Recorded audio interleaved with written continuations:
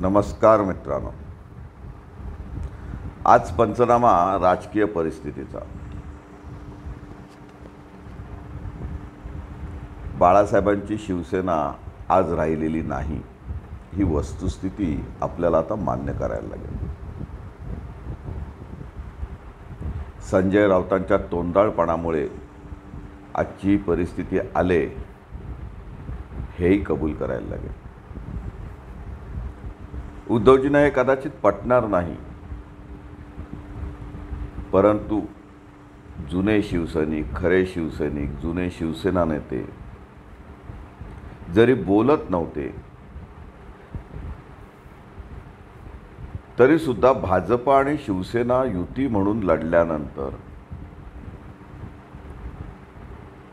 तडजोडीतून एकमेकांना जागा सोडल्यानंतर नरेंद्र मोदींचा पोस्टरवर फोटो उपयोगात आणून निवडून आलेले आमदार हे युतीचे होते हे राऊत आणि स्वतः उद्धवजी सोयीस्करपणे विसरले. शिवसेना प्रमुखांनी कधीही निवडणूक न लढण्याचा आणि राजकीय पोष न घेण्याचा निर्णय घेतला होता आणि तोच मूलाधार किंवा तीच ताकद ही या शिवसेनेची होती. उद्धवजींच्या काळात तसं झालं नाही. त्यांना सत्ता लालसा वाढली, त्यात पत्नीचा हस्तक्षेप वाढला, मुलासाठी पुत्रप्रेम वाढलं आणि कानात कुजबुजणारे संजय राऊत, परब सारखे अनेक लोक त्यांना भेटू लागले. यातून खरा शिवसैनिक, निवडून आलेला आमदार दुरावत गेला. आमदारांना खरंच हे मान्य नव्हतं की काँग्रेस आणि राष्ट्रवादीबरोबर लढल्यानंतर, त्यांना पराजित करून निवडून आल्यानंतर त्यांच्या मांडीला मांडी लावून सत्ता उपभोगणं, विशेषतः काँग्रेसची अवस्था वाईट असताना आणि राष्ट्रवादी महत्त्वाकांक्षी असताना, राष्ट्रवादीच्या अनेक नेत्यांवर भ्रष्टाचाराचे आरोप असताना, या पाताळ यंत्री पक्षाबरोबर आपण जायला नको असं अनेक शिवसैनिकांना वाटत होतं, परंतु ते बोलू शकत नव्हते. आणि सकाळी उठून रतीब घालणारे संजय महाशय स्वतःला इतके काही मोठे शहाणे समजत होते, चाणक्य समजत होते आणि तेच संपादक, तेच लेखक, तेच अग्रलेख लिहिणार, तेच मुलाखती देणार, तेच प्रवक्ते, तेच शिवसेना नेते आणि तेच खासदार. कुणाचं काही चालत नव्हतं. 2.5 वर्ष कसा तरी संसार टिकला, पण नैसर्गिक युती होती ती भाजप मात्र दुरावली. राजकारणात भाजपने रंग दाखवले, केंद्रीय सत्तेचा वापर केला, ईडीच्या चौकशी मागे लागल्या, केंद्रीय तपास यंत्रणा मागे लागल्या. हे सगळं जरी खरं असलं तरी ही वेळ कोणी आणली? ईडी तुमच्या आमच्या दारात का नाही आहेत? परमांच्या, संजय राऊतांच्या मागे का लागली? राजकीय सूडबुद्धी नक्की असेल, पण कुठेतरी आग लागलेली होतीच ना. परबांकडे एवढा पैसा कुठून आला? राऊतांकडे एवढा पैसा कुठून आला? उघड उघड जेव्हा मंत्री आरोप करतो की आमची विकासाची कामे करण्यासाठी सुद्धा कन्सेशन द्यावं लागतं, टक्केवारी द्यावी लागते, नारायण राणेंपासून सर्वच बाहेर जाणारे नेते किंवा बंड करणारे नेते, जे आवाजात बोलू शकतात ते नेते, तिकीट मिळण्यासाठी मातोश्रीवर पैसे पुरवावे लागतात, हे आरोप करत होते. त्याचं खंडन कधी झालं? मिलिंद नार्वेकरचं संस्थान कसं उभं राहिलं? प्रत्येक मंत्री किंवा नेता मिलिंद नार्वेकरांपेक्षा खुजा कसा दिसायला लागला? आणि मग ज्येष्ठ नेते हळूहळू बाजूला व्हायला लागले. एकाधिकारशाही ही पूर्वी या घराण्यात नव्हती असं नाही, परंतु आता फक्त तुमची री ओढणारे, तुमची खुशमस्करी करणारेच लोक तुम्हाला आवडायला लागले. मातोश्रीचे दरवाजे सर्वसामान्यांना बंद झाले तेव्हा शिवसेना फटका खाणार हे नक्की होतं. मग कोण ज्या इतर प्रवक्ता बाई साहेब येत होत्या, काही बोलत होत्या, उर्मिला मातोंडकर असतील, त्या सय्यदबाई असतील, चित्रपटसृष्टींच्या लग्नाला घेऊन तुम्ही प्रवक्ते बनवता, त्या पॉलिसी ठरवणार आहेत. शिवसेना नेत्यांचं किती आकडा मोठा असला तरी खरे निर्णय कोण घेत होतं? आणि जर निर्णय फक्त तुम्हीच 4 लोक घेत होतात तर परिणामांची जबाबदारी ही तुमचीच. आज तुमचे 40 आमदार फुटतात, ते उघडपणे परराज्यात जाऊन बसतात. जबाबदार कोण? गृह खातं तुमचं, गृहमंत्री तुमच्या ऐकण्यातला. पोलिसांना हे कळलं नाही? सामान्य शिवसैनिकांना 33 आमदार फुटणार ही माहिती 2 महिन्यापासून होती. त्या मतदारसंघात ती चर्चा होती. मतदारांना आमदार समजावून सांगत होते, त्यांची भूमिका ते तयार करत होते. ज्या मतदारसंघात राष्ट्रवादी विरुद्ध लढाई आहे, जिथे जिथे राष्ट्रवादीचे पालकमंत्री आहेत, किंवा जिथे जिथे ज्या जिल्ह्यामध्ये राष्ट्रवादीचे निदान 2 आमदार आहेत, तिथे निधी कसे जास्त दिले जातात, पालकमंत्री शिवसैनिकांवर अन्याय कसा करतात, शिवसेनेचेच निवडून आलेले आमदार निधीविना कसे आक्रोश करतात, हे कधीच तुम्हाला कळलं नाही. तुम्हाला सर्व कळत होतं, परंतु हा सत्तेचा काटेरी मुकुट तुम्ही घालून चूक केली होती. तुम्ही आज पक्षप्रमुखच असतात, सेनापतीच जर फक्त असतात, सरसेनापती जर असतात, शिवसेना प्रमुखच फक्त असतात, तर आजची स्थिती वेगळी असती. आज तुमची अवस्था धरलं तर चावते आणि सोडलं तर पळते अशी झाली. तुमचेच आमदार तुमच्या ऐकण्यात नाहीत, पक्षाची भूमिका त्यांना मान्य नाही, पक्ष सोडायला ते तयार नाहीत. खरी शिवसेना आमचीच असं जाहीरपणे ते सांगतात. आणि या सर्व कट कारस्थानाची, प्लॅनिंगची तुम्हाला काहीच कल्पना नव्हती. जर कल्पना नव्हती तर ते तुमचं अपयश आहे, यासाठी सुद्धा तुम्ही राजीनामा दिला पाहिजे. चुका कबूल करून पुढे जाण्यातच जास्त महत्त्व असतं. आता राजीनाम्याची नामुष्की येणार, त्यापेक्षा स्वतःच राजीनामा देऊन, चुका कबूल करून, शिवसैनिकांची माफी मागून, आणि विशेष म्हणजे शिवसेना प्रमुखांची माफी मागून पुन्हा नव्याने घडी बसवणं सोपं नाही. हे सगळे मायदेशी परत येतील. सोयीप्रमाणे आम्हीच खरे शिवसैनिक, आम्ही बाळासाहेबांचे पाईक, आम्ही हिंदुत्वाचे पालक, सर्व काही म्हणतील. तुम्ही भाजपला दोष देता, भाजपने फोडायची नीती अवलंबली अशी म्हणता, पण युती केल्यानंतर भाजपला तिलांजली देऊन तुम्ही काँग्रेसची मांडीला मांडी लावून बसलात. ते काय होतं? ते राजकारणच होतं. अजित पवार पहाटे शपथविधीला जातात, भाजपबरोबर शपथ घेतात. ते कोणाच्या सांगण्यावरून? ती नौटंकी काय महाराष्ट्राला कबूल होती? आणि त्यानंतर तुम्ही त्यांच्याशी युती करता, ती डोळेझाक करून. गेल्या 2.5 वर्षात खरंच जनतेची कामं किती झाली? महाराष्ट्राचा पैसा कुठे कुठे वाया गेला? मंत्र्यांवर औषधोपचारासाठी किती कोटी रुपये खर्च झाले? कोरोनामध्ये काय भ्रष्टाचार झाला? ही जनतेसमोर यायला नको? शिंदेच्या भूमिकेत कोणी समर्थन करणार नाही. शिंदे चुकले, त्याने असं करायला नको पाहिजे होतं. पण काय पर्याय होता त्यांच्या पुढे? तुम्ही खुर्ची सोडायला तयार नव्हतात, राऊत बोलायचं थांबायला तयार नव्हते. या सर्व आमदारांना पुन्हा निवडून यायचं होतं. नरेंद्र मोदींचा करिश्मा नाकारता येत नव्हता.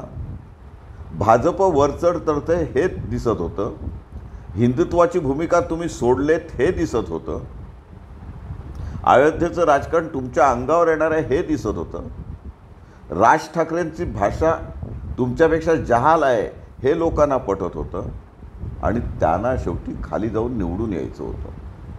त्यांनी त्यांची सोय बघितली. आता मागचे पाढे उघडण्यात काहीच अर्थ नाही. नारायण राणे का गेले कधी विचार केलात? छगन भुजबळ का गेले कधी विचार केलात? गणेश नाईक का गेले कधी विचार केलात? शांतपणे तुम्हाला चुकताय तुम्ही हे सांगणारा कोणतरी माणूस तुमच्यासोबत होता? वा साहेब काय सुंदर बोललात, काय चांगला निर्णय घेतलात, एवढंच ते सांगायचे ना. ऑनलाईन महाराष्ट्र चालू शकला नाही ही वस्तुस्थिती तुम्ही कधी कबूल केली? महाराष्ट्रातून उद्योगधंदे जात आहेत हे कधी मान्य केलं? तुम्ही अर्णवच्या मागे लागलात, तुम्ही अन्य कोणाच्या मागे लागलात. पोलीस यंत्रणेसाठी आदेश परब देत होते, गृह खाते त्यांच्याकडे नसताना सुद्धा आदेश देत होते. तुम्ही ज्या लोकांना चुकीच्या पद्धतीने आत टाकलं, चुकीच्या पद्धतीने ज्या पद्धतीने रातोरात तुम्ही विशेष सरकारी वकील नेमून साध्या साध्या केसमध्ये जामीन नाकारण्याचा प्रयत्न केला, हे सगळं लोक बघत होती. पण अशा एका रात्रीत निवडणुका होताना दुसरीकडे हक्काची महामंडळे तुम्ही भरू शकत नव्हतात. ज्या कार्यकर्त्यांवर अन्याय झालाय त्यांना तुम्ही प्रस्थापित करू शकत नव्हतात. ज्यांना तुम्ही विधान परिषदेची शब्द दिले होते किंवा प्रस्थापनेचे शब्द दिले होते त्यांना वाऱ्यावर सोडलेत. ते सर्व नाराजच होते ना. आजही लाखो शिवसैनिक तुमच्यावर प्रेम करतायत, मनापासून प्रेम करतायत. आजही शिवसेना संपलेली नाही, पण हातात झेंडा देऊन झिंदाबादच्या घोषणा करणाऱ्या शिवसैनिकांना तुम्ही काय करून दिलं? ते तुमच्यावर जीव ओवाळतायत, पक्षावर जीव ओवाळतायत, मातोश्रीवर जीव ओवाळतायत, ठाकरे कुटुंबावर जीव ओवाळतायत. आणि पाटणकरांची नावं ईडीसाठी येतात.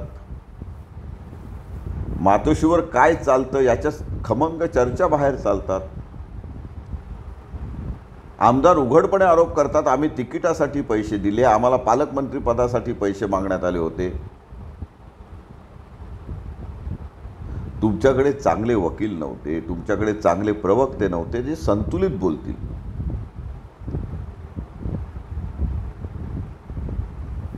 भाजप हे एक नेटवर्क आहे, कुटुंब आहे, परिवार आहे.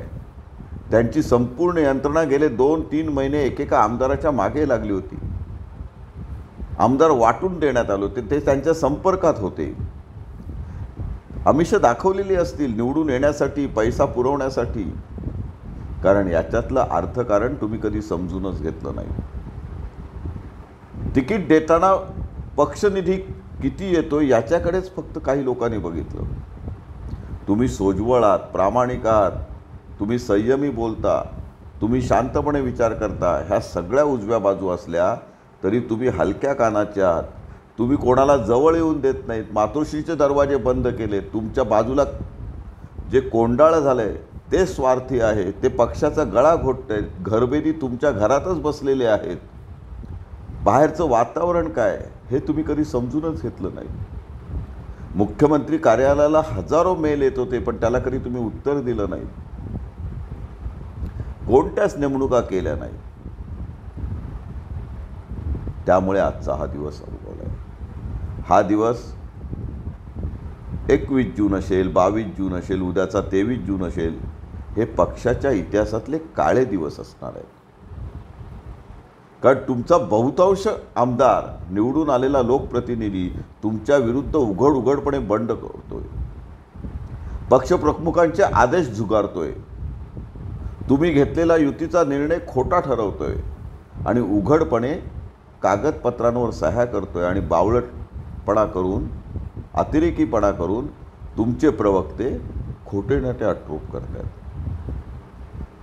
40 आमदार बॅगा भरून उघडपणे एका 5 स्टार हॉटेलला जातात. ते काय अडाणी आहेत? कोण त्यांच्यावर दबाव आणणार? त्यांना त्यांची काळजी पडली होती. यातले 40 ओरिजिनल शिवसैनिक किती? कधी विचार केलात? तिकीट वाटताना विचार केलात की पक्षनिधी पुरवेल, एखादा गरीब कार्यकर्ता स्वामिनिष्ठ आहे, त्याचं जनमानसात चांगलं सामाजिक काम आहे म्हणून मी त्याला तिकीट देईल, असा कधी विचार केलात? या सगळ्या चुकांची उजळणी आता तुमच्या विरुद्ध होणार आहे. मुख्यमंत्री म्हणून तुम्हाला जबाबदारी स्वीकारावीच लागणार आहे. पण तुम्ही दुहेरी प्रसंगात अडकलात. आज दुर्दैवाने सर्व शिवसैनिक, ज्येष्ठ शिवसैनिक हळहळत आहेत तुमची ही अवस्था बघून, तुमच्याबद्दल असलेल्या सहानुभूतीबद्दल, ठाकरे घराण्यावर असलेल्या प्रेमाबद्दल. तुम्हाला सत्ताही सोडवत नाही, अजूनही तुम्ही तो दुबळा प्रयत्न करताय. महाराष्ट्राची माफी मागायला तुम्ही तयार नाही, शिवसैनिकांची माफी मागायला तयार नाही. निदान पक्षप्रमुखांसमोर, शिवसेना प्रमुखांसमोर त्यांच्या समाधीवर जाऊन हात जोडा, त्यांची तरी निदान माफी मागा. या राजकीय परिस्थितीतून बाहेर पडा. जे गेलेत ते मागे येणार नाहीत. त्यांची मनधरणी करण्याचा केविलवाणा प्रयत्न काल तुम्ही केलात. अख्खा महाराष्ट्र हळहळला. ही विकलांग अवस्था तुम्ही आणून ठेवलीत पक्षावर. तुम्ही पक्षातून बाहेर जाऊन पक्षाचा राजीनामा देण्याचा भावनिक आवाहन करून प्रश्न सुटणार नाही आहेत. आणि शिवसैनिकांना रोड शो करायला सांगूनही प्रश्न सुटणार नाही. एक दोन गाड्या जाळल्या जातील, एक दोन आमदारांची घरं जाळली जातील. केसेस कोणावर होणार? शिवसैनिकांवर. येणार आहेत संजय राऊत जामीन द्यायला. आता जेव्हा पुढे 40 आमदार फुटले असं जाहीर होईल, त्या 40 आमदारांना पर्यायी देताना तुम्ही पुन्हा दुसऱ्या पक्षातून उमेदवार आणणार की स्वामीनिष्ठांना तिकीटं देणार? आणि मग त्यांना निवडून आणण्याची जबाबदारी कोणाची? आजपर्यंत जो नेता तुमच्याकडून फुटला त्याला तुम्ही पक्षाने प्रेम दिलं होतं, साहेबांनी प्रेम दिलं होतं, तरी तो फुटला कारण त्याच्या महत्त्वाकांक्षा तुम्हीच वाढवल्या. परस्पर खर्च करण्याची मुभा तुम्ही त्यांना दिलीत. पक्ष निधी, सरकारचा निधी त्यांनी वाटला, त्यामुळे त्यांनी स्वतःचा गट तयार केला आणि मग ते फुटले. निवडणुकीच्या वेळी तिकीट देताना जो बाजार व्हायचा, पण पक्षनिष्ठा म्हणून निष्ठावंत नेहमी गप्प बसायचा. या निष्ठावंतांना रसद पुरवण्याचं काम आणि तिकीट देणाऱ्यांना सुद्धा रसद पुरवण्याचं काम पक्षातील हे नवीन पैसेवाली मंडळी करायची. आणि पक्षाचा खर्च करतात म्हणून तुम्ही त्यांच्यावर मेहरबान व्हायचात. त्यावेळेला खरा शिवसैनिक बाजूला पडायचा. आज असेच नेते नवीन गट तयार करतायत. भुजबळांच्या वेळेला तुम्ही सावध झाला नाहीत, ठीक आहे, वयाने लहान होतात. नारायण राणेंच्या वेळी तरी तुम्ही करते धरते होतात. राज ठाकरेंच्या वेळी तुम्ही करते धरते होतात. या लोकांचा पक्षावर किती होल्ड आहे, किती वर्चस्व आहे तुम्हाला कधीच कळलं नाही. आज एकनाथ शिंदे मोठे कोणामुळे झाले?